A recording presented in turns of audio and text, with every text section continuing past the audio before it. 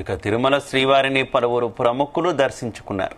Supreme court ప్రధాన న్యాయమూర్తి justice Sanjeev Khanna, Andhra Pradesh హోంమంత్రి అనిత, మంత్రి నాదెండ్ల స్వామివారిని దర్శించుకుని మొక్కులు చెల్లించుకున్నారు.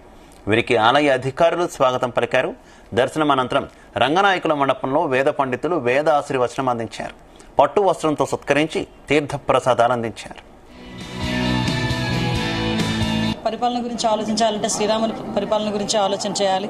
అటువంటి సుపరిపాలన ఈరోజు ఎన్డీఏ గవర్నమెంట్లో ఆంధ్రప్రదేశ్లో ఉండాలని, అదేవిధంగా దేశంలోని కూడా నరేంద్ర మోడీ గారి ఆధ్వర్యంలో ఆ సుపరిపాలన ఉండాలని మనస్ఫూర్తిగా కోరుకుంటూ, ఏదైతే ఈరోజు చంద్రబాబు నాయుడు గారు దీక్ష పూనేరో 2047 విజన్ ప్రకారం కానీ P4 విధానంలో బంగారు కుటుంబాలని అభివృద్ధిలోకి తీసుకురావాలని చెప్పి ఏదైతే కంకణం కట్టుకున్నారో ఆ విషయంలో ఎక్కడా కూడా ఎటువంటి ఇబ్బందులు రాకుండా అన్ని కూడా సక్రమంగా పూర్తవ్వాలని ఆ దేవదేవుని కోరుకుని ఈరోజు అందరూ కూడా సుభిక్షంగా ఉండాలని ఆ దేవదేవుని కోరుకుని రావడం జరిగింది.